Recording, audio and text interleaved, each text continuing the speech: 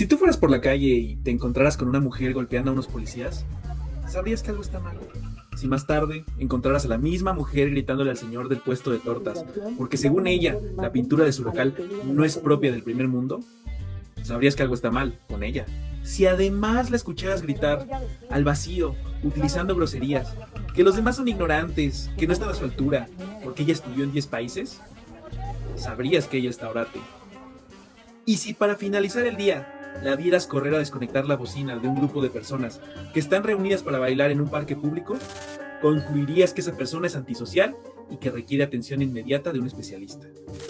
Pero hoy en día, todo eso lo hemos tolerado en Sandra Cuevas, porque a pesar de la evidencia que demuestra que la alcaldesa de Cuauhtémoc piensa que gobernar se trata de acomodar lo público a sus caprichos personales y prejuicios, hay un número importante de personas que aún piensa que ella se encuentra defendiendo sus intereses. La discusión sobre si Sandra Cuevas es apta para el cargo que desempeña, aunque nos duela a los testigos de sus desplantes, sigue viva. ¿Cómo pasó eso? ¿Cómo una persona mentalmente sana podría llegar a pensar que sus comportamientos déspotas, insensibles, desubicados, no solo son tolerables, sino que son motivo de orgullo o incluso ejemplares? La explicación es la polarización. En 2003, Andrés Manuel López Obrador alcanzó una aprobación nacional que rondaba el 80%. La gran mayoría de los mexicanos lo veían con una opinión positiva. Pero no solo eso, la mitad del porcentaje restante no tenía una opinión sobre él. Y solo el 10% tenía una opinión negativa sobre el entonces jefe de gobierno de la Ciudad de México. Para un futuro candidato a la presidencia, estos números son el mejor escenario posible. Significan una victoria asegurada. Los estrategas electorales de los partidos que competirían con el tabasqueño sabían que no bastaba con mejorar la imagen de sus propios candidatos. Sabían que la única manera de vencer a Obrador era hacerle creer a la mayor cantidad de mexicanos que no solo era malo, sino que era literalmente lo peor que podría haberle sucedido al país entero. En su campaña de desprestigio no había lugar para medias tintas. Andrés Manuel tenía que ser identificado por un sector importante de la población como lo peor, solo para tener una oportunidad de derrotarlo en las boletas o incluso para tener una narrativa que permitiera un fraude. Así ocurrió, y desde 2006 toda la comunicación política en México ha sido consecuente con ese primer mensaje.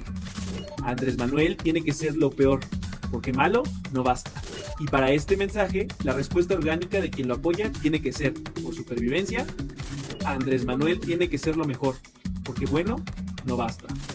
Entre estos extremos no hay discusión, no hay intercambio de ideas, porque opiniones como Andrés Manuel ahí la lleva o no me gustó lo que hizo en esta ocasión no son opiniones que se reproduzcan con facilidad, porque requieren de contexto, análisis o discusión. En cambio, decir es un peligro para México lo incluye aparentemente todo. Es una o la otra. ¿Estás a favor o en contra? ¿Lo amas o lo odias?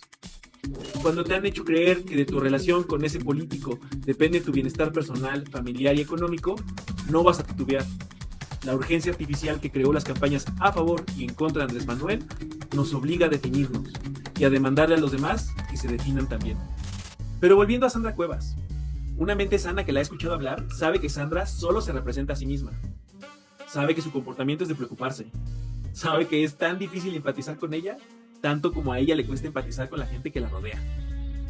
Pero en un contexto polarizado, en el que solo hay dos opciones y una es Andrés Manuel, la gente que compró por completo la idea de que es lo peor, se siente en la necesidad de elegir la segunda opción.